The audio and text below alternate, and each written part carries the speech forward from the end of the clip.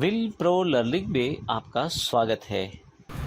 पिछले एग्जाम्पल में हमने देखा किस प्रकार केवल एक CSS फाइल को चेंज करने से पूरे के पूरे HTML पेज का लुक बदल जाता है।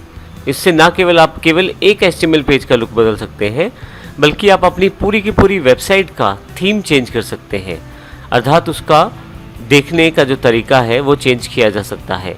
आइए इस सेशन में हम CSS को अच्छी तरह से समझने की कोशिश करते हैं।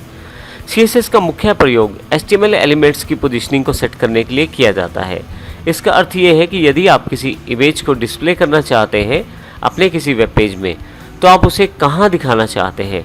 क्या आप उसे लेफ़्ट साइड टॉप पर दिखाना चाहते हैं, या लेफ़्ट साइड सेंटर में, या राइट हैंड साइड की तरफ टॉप में दिखाना चाहते हैं। अर्थात आप CSS के द्वारा HTML एलिमेंट्स की पोजीशनिंग सेट कर सकते हैं कि वो वेब पेज के कौन से हिस्से में दिखाए जा सकें। इसके अतिरिक्त हम HTML एलिमेंट्स की फॉर्मेटिंग को भी CSS से कंट्रोल करते हैं, जैसे कि कलर, साइज़ और डिस्प्ले को।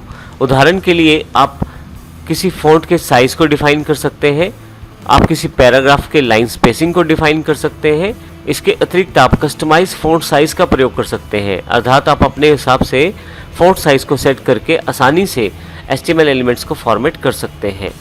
इसके अतिरिक्त एक एग्जाम्पल के रूप में यदि माउस को किसी पर्टिकुलर एलिमेंट पे होवर किया जाए, अर्थात जब आपका माउस किसी एलिमेंट के ऊपर जाए, जैसे कि उदाहरण के लिए इमेज के ऊपर जाए, तो हो सकता है उसके बॉर्डर्स का कलर चेंज हो जाए, या इसी तरह से फॉर्म के किसी बटन पर आपका माउस जाने पर उसका कलर चेंज हो जाए।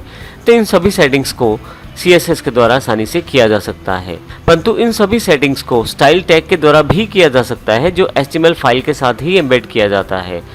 तो हमें CSS की आवश्यकता क्यों है?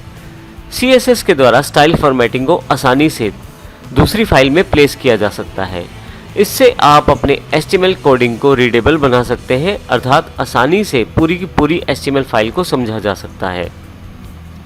यदि आप HTML फाइल के साथ ही CSS कोडिंग को भी रखते हैं, तो उसमें एक समस्या ये रहती है कि आपका जो HTML कोड है वो भी काफ़ी कॉम्प्लिकेटेड दिखाई देना शुरू हो जाता है।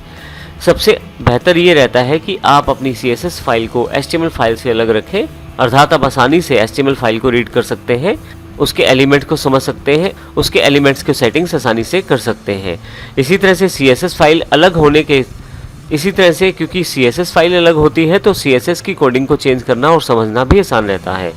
तो इस तरह से ना केवल आप स्टाइल और पोजीशनिंग को सेट कर सकते हैं, बल्कि फाइल की रीडेबिलिटी बढ़ा सकते हैं और अपनी प्रोग्रामिंग स्किल्स को भी बढ़िया कर सकते हैं। इसी तरह से यदि आप किसी वेबसाइट का पूरा डिज़ाइन चेंज करना चाहते हैं, उदाहरण के लिए यदि आप अपने किसी वेबसाइट के क्लाइंट को डिज़ाइन दिखाते हैं और उसको वो डिज़ाइन पसंद नहीं आता, तो आप केवल एक फ़ाइल को चेंज करने से ही पूरा वेबसाइट का थीम चेंज कर सकते हैं और पूरा डिज़ाइन केवल कुछ ही सेकंड्स में चेंज किया जा सकता है उस फाइल को चेंज करने के साथ। तो इस प्रकार आप इन सभी फीचर्स के साथ कास्केडिंग स्टाइल शीट का प्रयोग कर सकते हैं, जिससे आपका वेब पेजेस का न केवल पोजीशनिंग सेट हो जाता है, बल्कि डिस्प्ले कंटेंट्स को आसानी से प्लेस किया जा सकता है, साथ ही उसकी स्टाइल्स और फॉर्मेटिंग को भी आसानी से कंट्रोल किया जा सकता है। तो इस प्रकार आप केवल एक ही फाइल चेंज करने से पूरी की पूरी वेबसाइट का लुक बदल सकते हैं। आने वाले सेशंस में हम देखेंगे किस प्रकार कास्केडिंग स्टाइल शीट्स को प्रयोग करते हुए इन सभी फीचर्स को हम इनबिल्ट करेंगे अपनी वेबसाइट के साथ।